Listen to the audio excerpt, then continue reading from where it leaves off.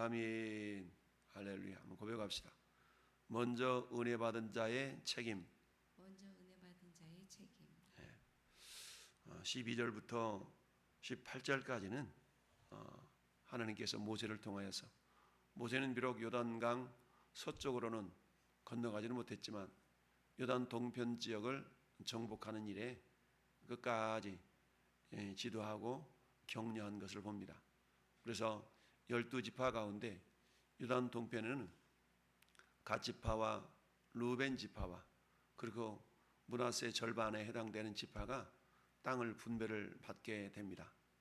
자, 이처럼 요단 동편 지역을 두 지파 반이 그 땅을 정복하고 이제 본격적인 하나님의 약속의 땅은 요단 서쪽에 집중되어 있기 때문에 이제 요단 서쪽을 진격해 들어가야 되는 것이죠.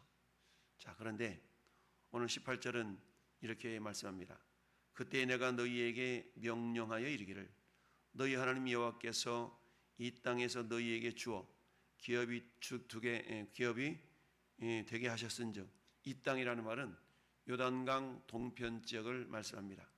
즉 요단강 동편 지역을 이미 루벤 자손과 갓 자손과 므낫세 절반 이 자손들에게 나누어 준 것을 말씀하죠. 너희에게 주어 기업이 되게 하셨은즉 너희의 군인들은 무장하고 너희 형제 이스라엘 자손의 선봉이 되어서 건너가라 라고 말씀하고 있습니다. 자, 이제 요단강 서쪽을 정복해 들어가야 되지 않습니까? 근데 지금 요단강 서쪽을 정복해 들어가는 선봉에 누가 서라 라고 말씀하고 있어요. 먼저 요단 동편 지역을 이렇게 분배받은 루벤 지파, 갓 지파, 므낫세 절반 지파의 군인들이 앞장서서 건너가라라는 이야기입니다. 왜 그렇게 하나님이 말씀하셨을까요?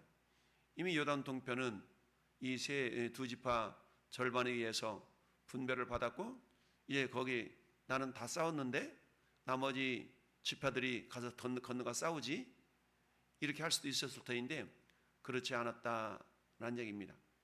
어찌 보면 갓 지파와 루벤 지파, 므낫세 절반 지파는 하나님의 은혜를 먼저 받았다라고 말할 수가 있죠. 은혜를 먼저 받았어요. 그들은 어떻습니까? 바산왕 시온과 바산왕 옥과 그 다음에 누구를 무찌르는 그런 경험이 있었죠. 저 북쪽에서 바산왕 옥과 헤스본왕 시온을 물리쳐 이기는, 근데 이 두 왕의 모습은 어떤 모습이었어요? 그 말로 신장이 장대하고 거인족 속에 해당되는 자들이었기 때문에 이스라엘 스스로의 힘으로는 도저히 이겨낼 수가 없는 그런 적이었죠. 그럼에도 불구하고 하나님께서는 어때요? 그 말로 남녀노소에 이르기까지 한 사람도 남김없이 다 물리쳐 이기도록 역사하셨던 것을 우리는 어제 묵상해 보았습니다. 그들에게 빼앗은 성읍들이 그야말로 60성읍이고 성벽과 성곽이 없는 성읍이 무수히 많았고, 이것은 이스라엘 자손이 잘나서가 아니라 순전히 하나님의 전능하신 손길로 그들에게 복을 주시기 위함이었다 라는 그런 약속의 말씀을 성취하시기 위한 하나님의 은혜였다라고 볼 수가 있습니다. 이처럼 하나님의 은혜를 먼저 받은 두 지파 반, 이들은 하나님 은혜 주셨고 이제는 하나님 우리에게 다 땅을 주셨으니까 우린 여기 있을게요, 나머지 지파들은 건너가서 땅 차지하세요, 이러지 아니하고 모세는 먼저 은혜를 경험한 이 두 지파 반에게 명령합니다. 너희들이 앞서가서 이스라엘 자손의 선봉이 되어라 라고 말씀하고 있습니다. 그러면서 너희에게 가축이 많은 줄을 내가 아노니 너희의 처자와 가축은 내가 너희에게 준 성읍에 머무르게 하라. 즉 두 지파 반의 일반 백성들은, 장정이 아니라 일반 백성들은 짐승들을 그곳에 양육하고 치고 목양하고 처자들은 남아있으라. 단지 장정되는 자들만 나머지 지파들을 앞서서 선봉장이 되어서 싸우라라는 얘기죠. 왜요? 이미 이들은 요단 동편에서 하나님 어떻게 역사하셨고 승리하셨는가를 이미 익히 알고 있기 때문이죠. 그러니까 그 승리의 어떤 그 마음과 그런 의지를 가지고 요단 동편에서 나머지 지파들이 전부 다 뭐 할 때까지, 땅을 분배받을 때까지 너희가 앞장서서 싸우라 라고 말씀하고 있죠. 그러면서 20절 여호와께서 너희에게 주신 것 같이 너희 형제에게도, 너희 형제에게는 누구예요? 나머지 두 지파 반 나머지이겠죠. 안식을 주시리니 그들도 요단 저쪽에서, 요단 저쪽, 요단 서쪽을 말하는 거예요. 너희 하나님 여호와께서 그들에게 주시는 땅을 받아 기업을 삼기에 이르거든 너희는 각기 내가 준 기업으로 돌아갈 것이니라. 요단 서편의 땅 정복이 끝나거들랑 요단 동편으로 건너가라라고 말씀하고 있습니다. 그렇습니다. 하나님께서는 광야를 걷고 있는 이스라엘 백성들에게 놀라운 기적의 역사하심으로 말미암아서 결국은 어때요? 요단강 동편에 두 왕을 물리쳐 이길 수 있는 하나님의 권능을 보여주셨죠. 인간적인 계산으로는 도저히 이해할 수 없는 그런 상황이었음에도 불구하고 하나님은 이스라엘 백성들로 하여금 승리하여 그것을 차지할 수 있도록 복을 허락하여 주셨다라는 얘기입니다. 그런데 이와 같이 그들이 승리할 수 있었던 것은 그들만의 싸움이 아니라 나머지 지파들의 협력과 동참이 있었기 때문에 이제는 어때요?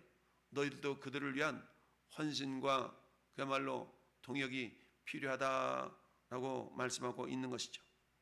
따라서 너희들이 먼저 은혜를 받았기 때문에 그 은혜라는 것은 너희 자신만을 위한 것이 아니다라는 사실을 알아야 된다는 얘기죠. 그러면서 결국 어떻습니까?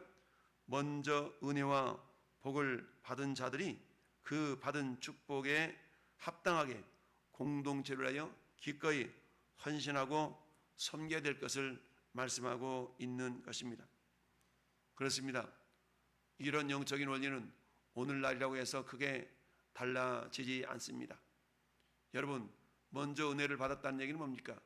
우리가 받은 은혜 가운데 가장 큰 은혜는 뭘까요? 가장 큰 은혜는 구원받은 것 아니겠습니까?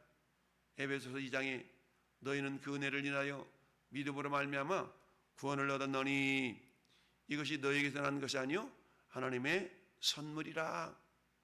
행위에서 난 것이 아니 이는 아무도 자랑하지 못하게 하려 함이라. 여러분, 누군가가 지금 신앙생활 10년 20년 했다면 나중에 믿은 사람들보다는 더 큰 은혜를 먼저 받았다라고 말할 수가 있죠. 하나님 이처럼 먼저 은혜 받은 사람들을 향해서 너희들은 이제 구원받았으니까 됐어 푹 쉬어 이러지 않았죠. 여러분, 우리가 누릴 쉼, 안식은 어디에서 누리는 겁니까? 영원한 천국에서 영원한 안식을 누리는 것이고요. 오늘 이 땅에서는 어떻습니까? 당연히 안식을 누려야 되지만 그 안식이라는 것은 아무것도 하지 않는 안식이 아니라 그리스도 예수 안에서 주님과 동행하면서 누리는 평안의 안식인 줄 믿습니다. 물론 안식일을 기억하여 거룩히 지키라 라는 말씀의 확장 개념으로 오늘날 우리가 주일을 지키고 있죠.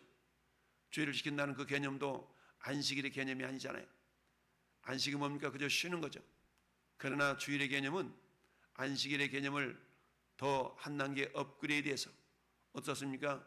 주님의 선한 사역에 동참하는 그런 날이 안식일, 즉 오늘날로 말하면 주일이 되는 것이죠. 따라서 주님의 선한 사역에 참여하는 날은 주와 복음을 위하여서 집중해서 헌신할 수 있는 날이 주일인 겁니다. 그렇다면 우리가 먼저 받은 은혜, 최고의 은혜가 구원의 은혜이기 때문에 오늘 본문에 나타나는 것처럼 두 지파 반을 통하여 이제 요단 서편에 들어가서 그들의 선봉이 되어 그 요단 서편도 다 분배할 때까지 싸워서 이기고 난 다음에 돌아와서 안식을 얻으라 라고 말씀하고 있죠. 이처럼 우리에게 주신 은혜는 내 자신만을 위한 것이 아니라 공동체 전체 유익을 위한 그런 모습으로 쓰여질 수 있어야 된다라는 얘기인데, 그러면 우리가 받은 은혜는 구원의 은혜이기 때문에 그 구원의 은혜를 내 것만 삼는 것이 아니라 여전히 그 은혜를 알지 못하는 자들을 위하여서 내가 받은 그 은혜를 사용할 수가 있어야 되는 것이죠.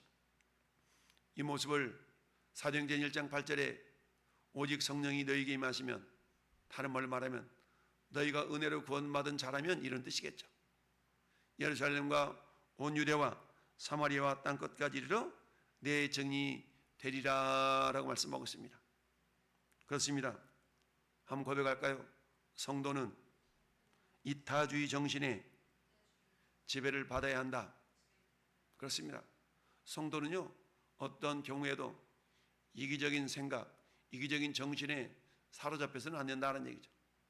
내 것, 나만, 우리 식구만, 우리 목장만, 이런 생각에 사로잡혀서는 안 된다라는 얘기입니다. 우리 주님은 요한복음 13장에서 그렇게 말씀하셨습니다. 새 계명을 너희에게 주노니 서로 사랑하라. 내가 너희를 사랑한 것 같이 너희도 서로 사랑하라. 여러분, 예수님은 그 생애 전체를 바라볼 때 어떤 경우에도 이기적인 생각 때문에 우리 주님 아버지 하나님 뜻을 저버린 일이 하나도 없습니다. 우리 주님은 철저하게 이타주의적인 그런 삶을 사셨던 분이 예수 그리스도 아니겠습니까? 따라서 저와 여러분들 어떤 경우에도 이기적인 생각에 사로잡혀서는 안 된다는 사실. 요한복음 13장 35절에 주님이 이렇게 말씀하셨어요. 너희가 서로 사랑하면 이로써 모든 사람이 너희가 내 제자인 줄 알리라. 여러분, 우리가 프랑스의 철학자이며 과학자이며 신실한 기독교인이었던 파스칼의 이야기를 잘 알고 있습니다. 게임 이론, 여러분, 확률 이론을 통하여서 예수 그리스도를 믿는 것이 얼마나 복된 것인가를 이야기했고, 이분은 또 이런 고백을 했습니다. 기독교의 경건은 마음속에 이기주의를 사라지게 한다. 기독교의 경건은 마음속에 이기주의를 사라지게 한다는 얘기죠. 경건이라는 것은 주님을 닮는 것이기 때문에 이건 한마디로 말하면 성화라고 표현할 수가 있죠. 즉 우리의 신앙이 성숙하고 있다는 증거가 뭐냐는 얘기입니다. 우리 신앙이 성숙하고 있다는 증거는 물론 당연히 주님을 더욱더 깊이 사랑하는 것이겠죠. 근데 그 사랑이 주님을 향하는 것뿐만 아니라 이웃을 향하는 방향으로 나아갈 수가 있다라는 얘기인데, 그것은 뭐라고요? 그것은 마음속에 이기주의를 사라지게 한다라는 얘기입니다. 그렇다면 두 지파 반이 유단 동편의 땅을 분배받았음에도 불구하고 장정들이 이제는 나머지 지파들이 요단 서편의 땅을 분배받을 수 있도록 하기 위해서 그들의 선봉이 되어서 나가 앞서 싸워야 된다라고 모세가 말씀하고 있다면, 하나님은 오늘에도 우리에게 동일한 영적인 원리로 말씀하고 있습니다. 너 예수 믿고 네 자녀가 되었느냐? 너 예수 믿고 하나님의 자녀가 되었고 천국 갈 그런 확신이 있느냐? 그렇다면 이제 너는 그것에 안주하지 말고 또 다른 영혼들이 주께로 돌아와 그들도 구원에 이를 수 있도록 너희가 선봉이 되어라 라고 말씀하고 있는 것입니다. 따라서 우리는 우리가 받은 가장 큰 은혜가 구원의 은혜이죠. 여러분, 다윗이 역대상 29장에 고백했던 것처럼 아들 솔로몬이 성전을 짓기 위하여서 준비하는 모든 기물들, 기구들, 재료들을 아버지 다윗이 온전하게 준비하면서 고백했던 말이 뭡니까? 하나님께서 나에게 주신 것을 내가 돌려드린 것 뿐입니다 라고 고백하는 것을 봅니다. 초대교회 때 성도들의 삶은 어떻습니까? 유무상통하고 자기 것을 자기 것이라고 여기지 않고 나누는 삶을 살았던 걸 봅니다. 그런데 마귀는 어때요? 야, 그거 네가 네 힘으로 얻은 거 아니냐? 라고 이렇게 우리에게 부추깁니다. 그럴 때마다 우리는 신명기 8장 지난 주일 오후 예배 때 봤던 묵상했던 그 말씀을 잊어서는 안 됩니다.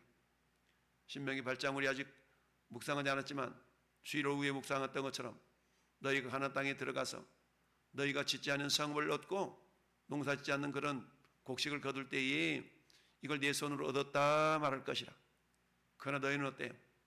하나님께서 행하신 것을 잊지 말고 그것을 온전하게 하나님께 영광을 돌리라 라고 말하는 내용이 신명기 8장에 나옵니다. 그렇습니다. 오늘 저와 여러분들의 삶도 그렇습니다. 우리 성도들은 또 다른 사람들이 영원한 하나님의 나라를 유업으로 얻을 수 있도록 우리가 힘써 섬기고 도와줄 수 있어야 됩니다. 여러분, 이 일에 모범을 보였던 사도 바울은 고린도전서 9장 16절에서 이렇게 고백합니다. 내가 복음을 전할지라도 자랑할 것이 없으면 내가 부득불 할림이라. 만일 복음을 전하지 아니하면 내게 화가 있을 것임이로다 라고 말하고 있습니다. 그렇습니다. 여러분, 전 여러분들은 교회 공동체를 이룸에 있어서 이기주의를 내어버리고 이타주의적인 정신을 통해서 로마서 15장 1절의 말씀처럼 믿음이 강한 우리는 마땅히 믿음이 약한 자의 약점을 담당하고 자기를 기쁘게 하지 아니할 것이라 라고 말합니다. 고린도전서 15장 10장 24절에서는 누구든지 자기의 유익을 구하지 말고 남의 유익을 구하라. 왜 그런다고요? 이미 예수님이 그런 삶을 살아가셨기 때문입니다. 이처럼 경건한 자의 삶의 모습 속에는 어떠한 이기적인 그런 생각과 마음들이 사라지게 된다라고 고백했던 파스칼의 고백보다 이미 예수님께서 우리에게 그런 모범을 보여주셨기 때문에 우리들도 하나님 우리에게 주신 그 은혜들을 내 자신만을 위한 소유물로 점유하지 아니하고 그들 함께 나눔으로 말미암아서 오늘도 여전히 하나님은 잃어버린 영혼을 구원해내는 데에 저나 여러분들이 가지고 있는 받은 은혜들을 사용하기를 원하십니다. 그 은혜들은 뭡니까? 건강일 수도 있고 재물일 수도 있고 지식일 수도 있고 지혜일 수도 있고 그리고 구원의 은혜였던 것이죠. 이처럼 전 여러분들이 아직 알지 못하는 많은 영혼들이 그들이 깨닫고 주께로 돌아올 때까지 저나 여러분들의 사랑과 그 은혜 나눔이 멈춰지지 않아야 될 줄로 믿습니다. 그런 가운데 우리는 아무리 대적이 강할지라도 우리 하나님 우리와 함께 하신다면 반드시 우리가 승리할 수밖에 없다라는 사실을 기억하면서 어떤 상황 속에서도 악한 마귀 사탄의 방해가 있을 때라도 우리는 어때요? 우리 주님을 의지함으로 주님을 신뢰함으로 그 모든 것들도 넉넉히 이겨낼 수 있음을 우리 이미 성경의 많은 부분에서 경험하고 있습니다. 다니엘의 세 친구들 다니엘 뿐만 아니라 많은 믿음의 사람들을 통하여서 그들은 어때요? 더 영원한 장관 도성이 있음을 알았기 때문에 그들의 믿음을 어리버리하고 자기 자신만을 위한 그런 도구로 사용하지 않았다라는 사실이죠. 오늘 한 날도 사랑하는 성도 여러분이요, 우리에게 주신 그 은혜를 우리가 잘 활용해서 우리는 함께 팔을 걷어붙이고 십자가 군병으로서 영적 싸움에 참여해야 될 줄로 믿습니다.